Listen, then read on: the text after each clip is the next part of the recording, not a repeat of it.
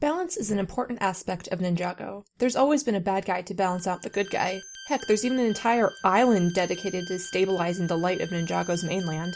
I'm Purple Dragon, and this is the top 10 Ninjago villains.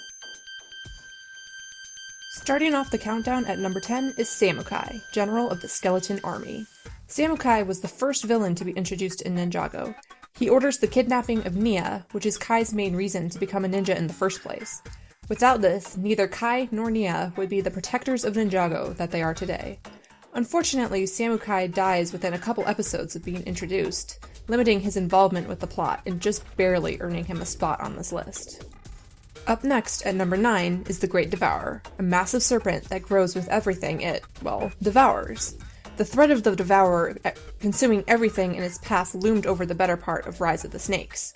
The Serpentine originally used the giant snake to scare humans into seeking shelter underground in order to be safe from the Golden Master. However, the humans defeated the Great Devourer and sent the Serpentine underground instead. The Great Devourer is on this list because it required so much teamwork to defeat, including a temporary alliance with the evil Lord Garmadon. And speaking of Garmadon, a bite from the serpent is what caused Garmadon to become evil in the first place. The Great Devourer is important, but didn't have as much screen time as other villains. Continuing on, at number 8 is Master Chen, the sinister yet quirky Anachondri cult leader. Jealous of the Elemental Master's powers, Chen turned to the side of evil, and dragged others along with him, including some of the Elemental Masters themselves. Chen trained Klaus and Garmadon in the ways of deception and fighting without mercy. He granted Garmadon the title Lord for defeating Klaus through cheating.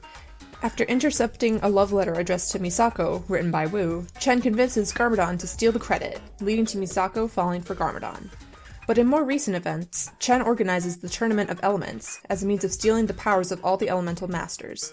These are then used to turn the Anachondri cultists into actual Anachondri, the most powerful Serpentine tribe of them all. Chen and his new snake army wreak havoc on Ninjago, until the ghosts of past Anachondri drag them all into the Cursed Realm, and Chen would have gotten away with it if it weren't for that meddling Pythor. Despite playing a decent part in Ninjago's history, Chen's goofy personality and antics make him much less intimidating, resulting in a lower spot on this list. Next, at number 7, is Klaus, Chen's second-in-command. While Chen is technically the one in control, Klaus is much more sinister and capable of actually getting things done. He's proven to be a worthy adversary in hand-to-hand combat, what with nearly capturing Nya during their rooftop battle and almost sending Garmadon to the Cursed Realm. Klaus's battle with Garmadon is actually the thrilling conclusion to their lifelong rivalry, which adds some characterization to both of them.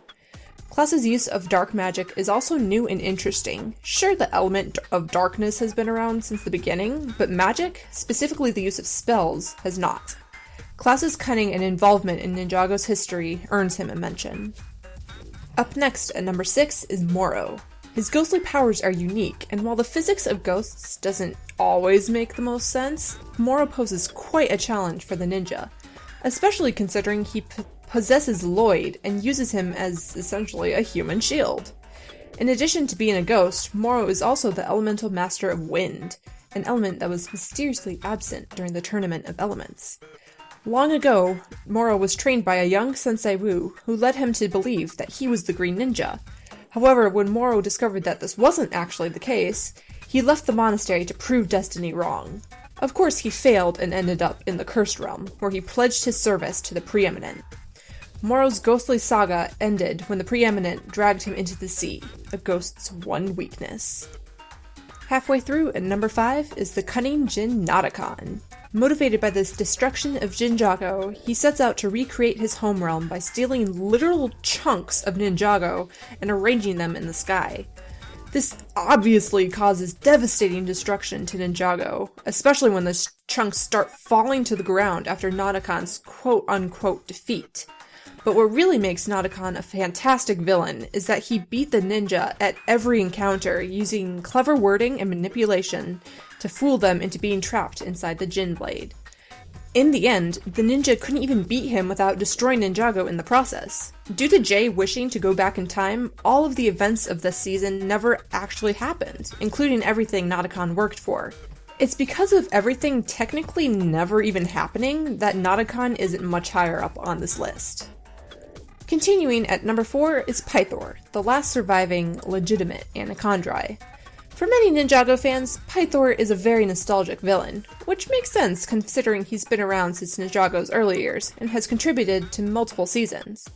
He is the main antagonist of the later half of the first season, furiously determined to unleash the Great Devourer and reclaim Ninjago in the name of the Serpentine. After being defeated by the ninja, Pythor returns to serve the digital Overlord in Rebooted. And later, he briefly sides with the ninja in order to defeat Chen's false Anacondri army. Pythor has demonstrated on multiple occasions that he's willing to do just about anything to achieve his goals, from taking advantage of Scales' loyalty to gain control over all the Serpentine, to cannibalizing the rest of his tribe so that only he could survive.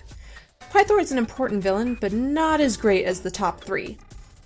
And starting off the top three is Ronin, the notorious bounty hunter who's proved that he can absolutely wreck the ninja on plenty of occasions. Ronin influences the events of multiple seasons. He owes the Soul Archer and would be sent to the Cursed Realm if he didn't pay him back, so in order to make some cash, he kidnaps Titanium Zane and Pixel and sells them to Chen to use as bait for the ninja. After forming a temporary alliance with the ninja when the ghosts were running amok, he helps them find the tomb of the first Ninjutsu master, where the Realm Crystal is located.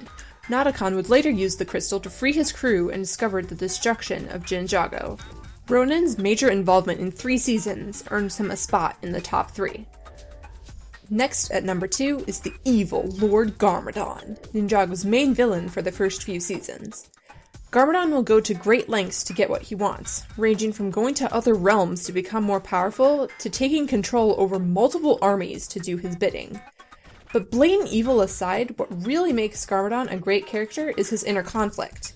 The thing about him is that he doesn't actually want to be evil, and he genuinely cares about his son Lloyd. Whenever he tries to defeat the ninja, he will go out of his way to protect his son, and is even willing to team up with the ninja when Lloyd is in danger. Garmadon's complexity and prominence throughout the story makes him a very interesting villain. And finally, at number 1, the big bad himself, the Overlord. This source of all things evil throughout Ninjago's history is the main villain for multiple seasons and is a very devious adversary. The Overlord has successfully taken over Ninjago, and it took a very overpowered Lloyd to quote-unquote defeat him. But even then, the Overlord isn't really gone, as he returns the next season and proceeds to successfully take over Ninjago again. But this time there's no golden ninja to vanquish him, so it requires Zane to sacrifice himself to permanently take out the Overlord. Due to his importance to Ninjago history and his reputation of being the ultimate evil, the Overlord is definitely Ninjago's top villain. But those are just our thoughts. What are yours? Post your own top 10 Ninjago villains in the comments below, or continue the discussion at the TTV message boards at board.ttvpodcast.com. Also check us out on Vessel at vessel.com/the TTV channel for 1 week early access to all of our content. Thanks for watching, I'm Prpl Dragon, and goodbye.